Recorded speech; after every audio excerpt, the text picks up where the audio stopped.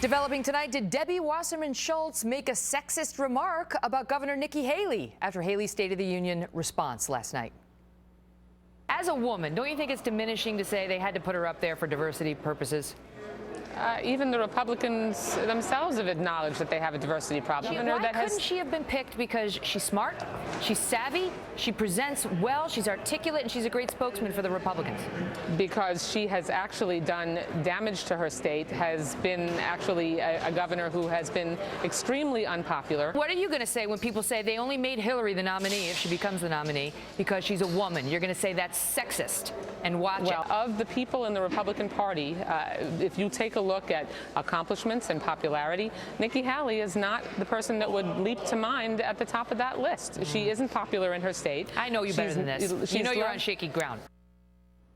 Joining me now, Dana Loesch, the host of Dana on the Blaze TV, and Robert Zimmerman, who's a Democratic National Committee member from New York. Good to see you both. Good to be with you. Robert, really, was that the line of attack for Debbie to take, for Ms. Schultz to take? Look, I first have to say for myself as a Democratic National Committeeman, I have enormous respect for Nikki Haley and the way she took on the hate-mongering and the extremist rhetoric of the leading Republican presidential candidates, and the way she took on the Republican Party and said they own part of the complete collapse of confidence in government, and they're partially responsible for government being broken. I think she gave a very important speech.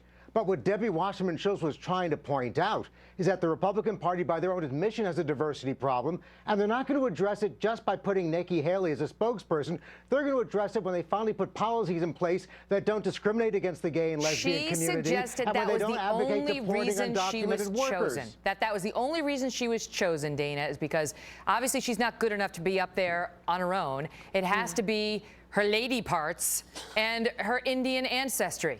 Apparently. And I guess Robert forgets, too, who's actually been in charge over these past few years and who had the majority at the beginning of Obama's presidency. But to that point, though, Megan, Debbie Wasserman Schultz is completely aware, I'm sure, of what the Democrat primary lineup looks like compared to the Republican primary lineup, right? I mean, if we're going to have a discussion of diversity, perhaps we can start with the two elderly white individuals who are running in the Democrat primary, and then take a look at all of the young and very diverse, both sexes. You have different ethnicities. You have different it's quite different. It speaks for itself. Robert? But Dana, let's remember, this very diverse field of Republican candidates are running like they're in the 1950s. They're advocating legislation that would discriminate. But that wasn't the point. That's a different point. No, if you want to tackle policy, you can have 50s different. We're talking about gender, and we're talking about racial and ethnic identity. And she had to hit her. You know very well that if a Republican did that, Debbie Wasserman Schultz to a Democrat would be out there calling them out on it, Robert. But no, the issue that Debbie Wasserman Schultz was pointing out was the issue of diversity,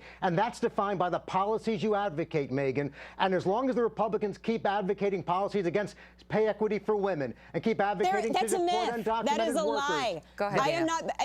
That is an absolute myth. The whole pay inequality thing that goes down to women's choices. Don't sit here and say that you're empowering women by giving them the choice to go out and do whatever they want as a profession, and then when they don't choose according to your patriarchal will, Robert, then penalize them for making less on the dollar. No matter how you want to spin it, the Republican Party. No, that's the truth. No matter how you want to spin it, Bernie the Sanders. Republican Party is still defined by an agenda that really goes back to the 1950s in their attitude towards people of color, their attitude towards Hispanics and undocumented workers, their attitude towards the Republicans have two Hispanics running for office. They've got two Cuban Americans running for office. How many do the Democrats have, Robert? Does it really matter if those Cuban Americans want to deport undocumented workers? Oh wait, that doesn't matter. So it's okay. Like they have diversity, but they don't get credit because they don't act diverse enough. No, they don't. I mean, they Robert, don't take credit because they don't advocate policies to enhance diversity. It's just about themselves. In your view?